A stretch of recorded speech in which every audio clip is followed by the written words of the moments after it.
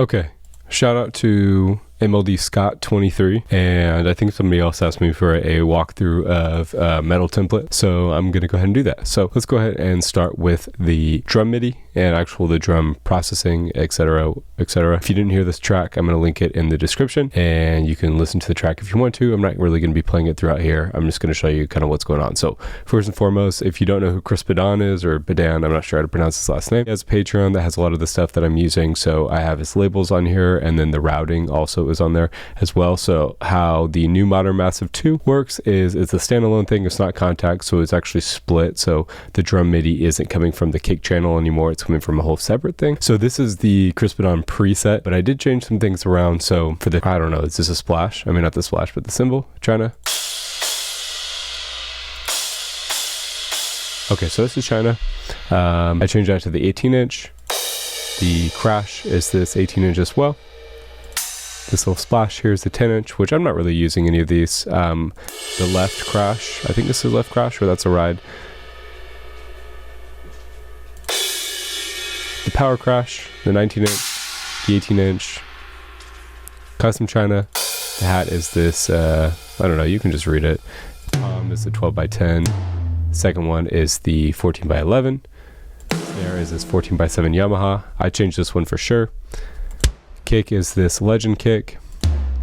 4tom1 is a Babinga tom. The second one is also that, just 18x16. So if you need to copy that or whatever, you can go ahead and do that. But I think there's some presets in here that you can use if you're using the Modern Massive. Just do what you like and change it and see how it fits the song. Write the song first, change the drums to fit. But I think a lot of the actual goodness is coming from the processing. So the only thing I did here is I just supplemented this part with a extra little electronic kick just to give it more of a punch.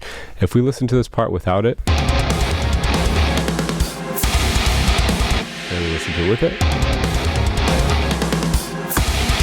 it's like a really nice punch. Crystal Lake does this. Most metal bands probably do. It's called a trigger or a transient, whatever. Anyways. So drum bus, let's move into that. So saturator, we just have this for some soft clipping.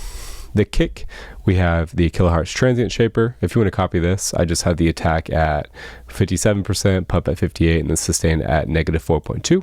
Clipping is on, and then the speed is at 81%. Just adjust it to see what you like. I just like kind of a sharper transient, so that's why I did it like that. We have this kind of muddiness at 102 taken out, and then a little bit of a kick reducer from Ableton. This is just to make it a little bit less like boomy. I think that's what it did, to be honest. I don't remember.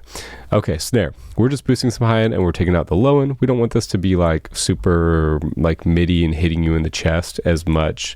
It just sounded a little bit too muddy for my liking, at least that Yamaha one. Toms, I'm not doing anything there. We could just see there's a little bit of mixing going on with volume. Spot cymbal, nothing. Overheads, we're just taking out all the low end. The mono, nothing. The close, taking out all the low end. The far, taking out all the low end as well.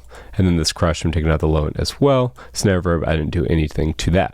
Okay, so the Modern Massive drums, in my opinion, at least in Ableton, how this was routed, sound a little boomy. So make sure for this close and the far, and then I think the crush, make sure you take out all that low end because it sounded really muddy because all that stuff was layered. You could probably mix it in to make it sound a little bit better, but I just decided to take out the low end. Whole drum bus is being taken down 4 decibels. For my group, I don't play the guitar, so I use all MIDI guitars. I'd like to learn someday. Just, I don't know. We'll see what happens. Okay, so taking out a little bit of the low end, we're taking out this dip right here at 290. It just sounded a little bit muddy there, especially with the bass. And then we're using some Pro C2 for the kick and the snare. Mix it down a little bit, and then we're just adding some reverb. Actual guitar is probably the best MIDI guitar that you can use. This is in Decent Sampler, again, using that Chris Badan label. That way, if you click on here, it shows you all of the different actual actuations that you can do, or whatever it's called. And then you could actually trigger them at the same time to make these the dead notes or the harmonics or whatever. Okay, so I'm using Fort Nameless X for this.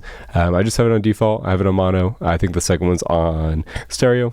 I'm not sure. So I'm just using that. I don't think I changed any of the settings here. I'm just using default. And then what I do for the second one is I'm using Odin 3 here. I'm using this on the panned rhythm. I have the pitch up. The only reason it's like that is because Axure is pitched a little bit differently. Saturator and then Fort Nameless again. I think I edited this one a little bit. So this one is on stereo for that stereo width. So we basically have our Axure in the middle and we have our Odins on the side. We're using Metal 2 here. So Axure. Odin.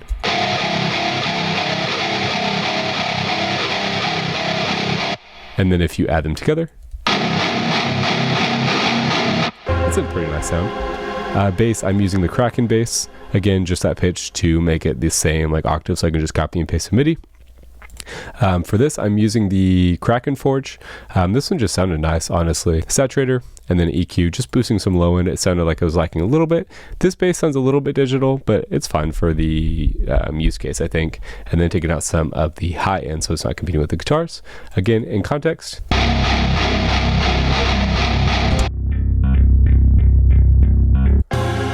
Okay.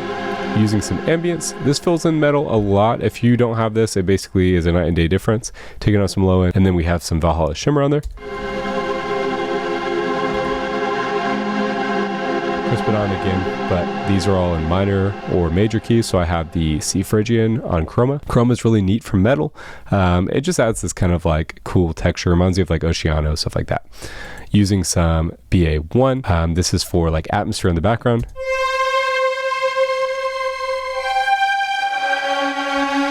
I'm using the Poison synth strings. The battery's down a little bit, and then I think I added the attack, and I think I messed with the decay a little bit. Shimmer is really good, mixes all the way up here. Single reverse, medium stereo, color mode bright. Okay, just moving down, and then we'll move to the right a little bit. I have this grand piano playing this like arpeggiator type thing. I have an LFO modulating the soft and hard, just so it sounds a little bit different as it's playing. EQ8, taking out all the bottom end. Thermal. This is just like for some distortion, a little bit like of chorusy effect. And then some reverb, and I'm modulating the reverb as you can see here with this automation curve. And then just another piano here. I'm using the AC piano upright, modulating the attack here towards the end, I believe, or somewhere I am. Yeah, towards the end. Saturator, taking out the low. Okay, moving right a little bit. We have an arpeggiator just on another BA1. For this one, I'm using the Pluckig AE. I think I messed with the attack and the decay here again. This sounds like this. I think it sounds pretty neat. If you had a shifting filter too, it sounds cool. But I think I took it out because it's getting a little bit too distorted.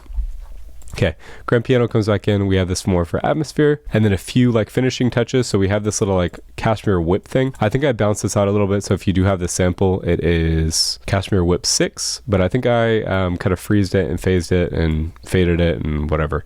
That just adds like this nice like kind of whip into the breakdown. Okay, and then we have this downlifter. We have a riser.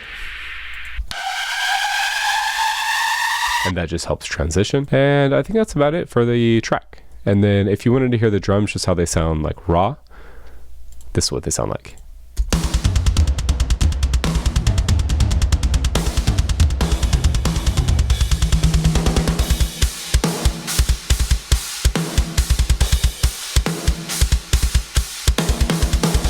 So I think they sound pretty good. So nothing on the mix and master. I guess there's a multiband that must be from the template. But I would take this off, and this track still needs to be mixed and mastered. So that's about where it is. So hopefully this helped you out.